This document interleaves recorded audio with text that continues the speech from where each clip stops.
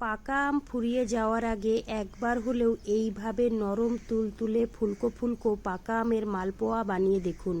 খেতে কিন্তু ভীষণ ভালো হয়। বন্ধুরা, বানানো কিন্তু ভীষণ সহজ। আপনারা কিন্তু যে কেউ খুব সহজে বানিয়ে নিতে পারবেন।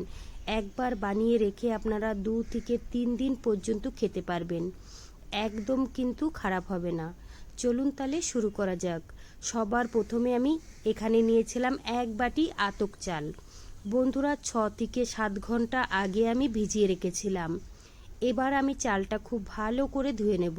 তারপরে কিন্তু মিক্সারের বাটিতে নিয়ে নিতে হবে। এখানে আমি একটা পাকা আম নিয়েছি। এবার কিন্তু আমটা কেটে নেব। আমি কিন্তু এখানে একটা আমই ব্যবহার করেছি, তোমরা চাইলে কিন্তু 2টো আমও দিতে পারো। এবার কিন্তু ভালো করে মিক্সারে ঘুরিয়ে নেব। এখানে কিন্তু আমি কোনো রকম জল ব্যবহার করিনি। খুব ভালো করে কিন্তু মিক্সারে আমি বেটে নিয়েছি। এবার কিন্তু একটা বাটির মধ্যে ঢেলে নিলাম। তারপরে কিন্তু একটু জলও দিয়ে দিলাম।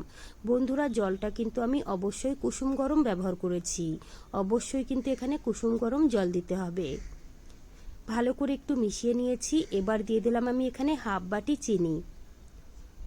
হাফ বাটি চিনি দিয়ে খুব ভালো করে মিশিয়ে নিতে হবে।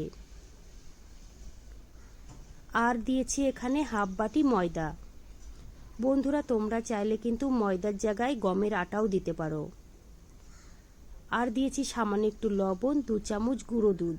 গুঁড়ো দুধটা অবশ্যই দেবে, এতে করে কিন্তু মালপোয়াটা খেতে কিন্তু অনেক বেশি ভালো লাগবে।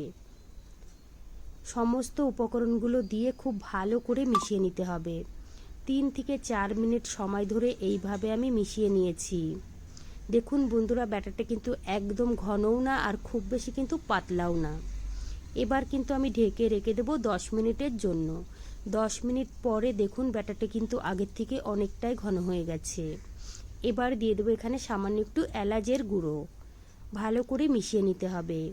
ব্যাটারটা কিন্তু একদম রেডি। বন্ধুরা, আমি যেভাবে ব্যাটারটা তৈরি করেছি তোমরাও কিন্তু এইভাবেই তৈরি করে নেবে। কড়াইয়ে আমি তেল গরম হতে বসিয়ে দিয়েছি। তেলটা প্রথমে ভালো করে গরম করে নিতে হবে। তারপরে কিন্তু মিডিয়াম গ্যাসে পিঠাগুলো ভাজতে হবে, না হলে কিন্তু উপরটা লাল লাল হয়ে যাবে আর ভিতরে কাঁচা থাকবে। পিঠাগুলো কিন্তু খেতে ভালো লাগবে না।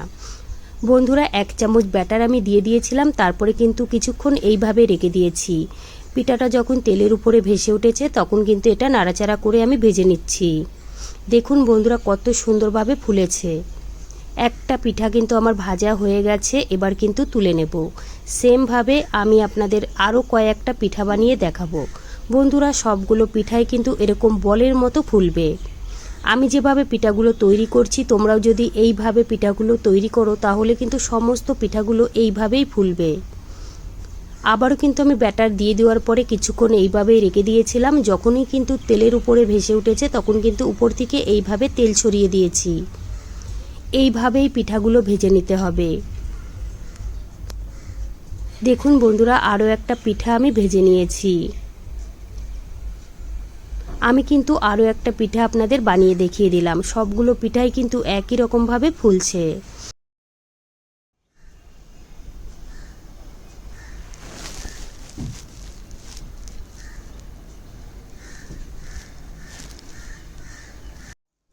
সবগুলো পিঠা কিন্তু ভেজে একটা প্লেটের মধ্যে তুলে নিয়েছি।